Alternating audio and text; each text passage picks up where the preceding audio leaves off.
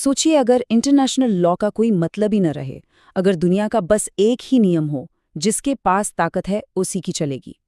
आज हम एक ऐसी ही कहानी को समझने जा रहे हैं। एक कहानी जो आर्कटिक के बर्फीले मैदानों से शुरू होकर हिंद महासागर तक जाती है और दिखाती है कि कैसे ये खतरनाक सोच हकीकत बन सकती है। तो देखिए, हम शुरुआत करेंगे एक बड़े दावे से। फिर देखेंगे कि ग्रीनलैंड को लेकर एक अजीब सी बात कैसे हिंद महासागर के छोटे से द्वीप के लिए बड़ी मुसीबत बन गई, और आखिर में समझेंगे कि भारत के लिए इसके क्या मायने हो सकते हैं। तो चलिए शुरू करते हैं उसी परेशान करने वाले ख्याल से कि आज की दुनिया में जिसकी लाठी उसकी भैंस वाली कहावत फिर से सच होती दिख रही है। मतलब ये कि जो भी इंटरनेशनल ट्रीटीज हैं, जो समझौते हैं, वो बस कागज के टुकड़े रह जाते हैं जब कोई ताकतवर देश कुछ और करने की ठान ले। और यहीं पर एक बहुत बड़ा सवाल खड़ा होता है, क्या 21वीं सदी में कोई सुपर पावर बस यूं ही किसी दूसरे इलाके पर कब्जा कर सकता है? इसी सवाल को समझने के लिए एक बहुत ही ताज़ा और कंट्रोवर्शियल एग्जाम्पल देखते हैं। तो चलिए चलते हैं आर्कटिक की तरफ। यहाँ है दुनिया का सबसे बड़ा द्वीप ग्रीनलैंड, जो इस पूरी जियोपॉलिटिकल ड्रामा के सेंटर में आ गया है। रिपोर्ट्स के मुताबिक हालात इतने तनावपूर्ण हो गए थे कि ग्रीनलैंड के नेताओं को भी ये सोचना पड़ गया कि कहीं अमेरिका सच में उन पर कब्जा ना कर ले।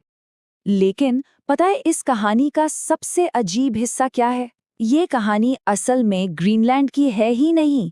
इसका कनेक्शन हजारों मील दूर एक छोटे से द्वीप से है। एक ऐसा द्वीप जो दुनिया की सबसे ताकतवर मिलिट्री के लिए बहुत ज्यादा जरूरी है। हम बात कर रहे हैं डिएगो गार्सिया की। हिंद महासागर में एक छोटा सा द्वीप, जहां अमेरिका का एक बहुत बड़ा मिलिट्री बेस है। ये द्वीप अमेरिका को मिडिल ईस्ट, अफ्रीका और एशिया में अपनी ताकत दिखाने का मौका देता है।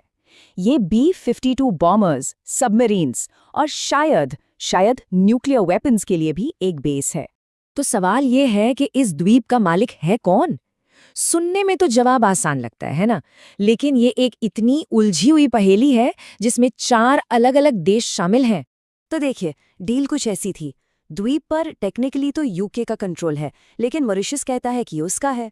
इस बीच भारत ने एक रास्ता निकालने में मदद की। तय ये हुआ कि यूके द्वीप को मॉरिशस को लौटा देगा और फिर मॉरिशस इसे अमेरिका को लीज पर दे देगा। मतलब सब खुश है ना?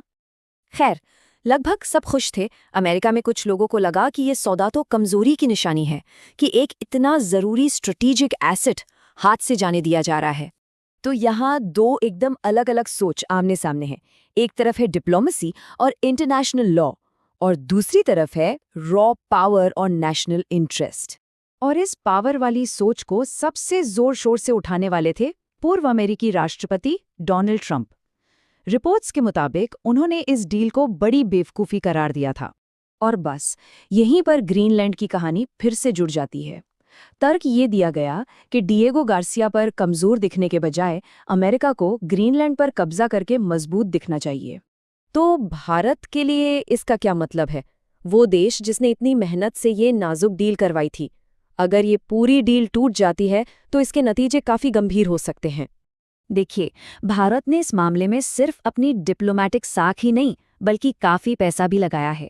मॉरिशस के लिए $80 मिलियन के एक इकोनॉमिक पैकेज की बात थी, जो अब खतरे में पड़ सकता है। भारत के लिए ये सिर्फ एक डील का फेल होना नहीं होगा, ये एक बड़े सहयोगी के साथ भरोसे टूटने जैसा होगा। और तो और इससे हिंद महासागर में इनस्टेबिलिटी पैदा हो सकती है, एक ऐसा इलाका जो भारत की सिक्योरिटी के लिए बहुत ज़रूरी है। तो आखिर हम कहाँ आकर खड़े हो गए हैं? एक ऐसी दुनिया में जहां नियम लगातार बदल रहे हैं, जहां किसी एक नेता की सोच पूरी फॉरेन पॉलिसी को पलट सकती है। और सबसे बड़ा सवाल यही है, अगली बार जब पासे पलटेंगे तब क्या होगा?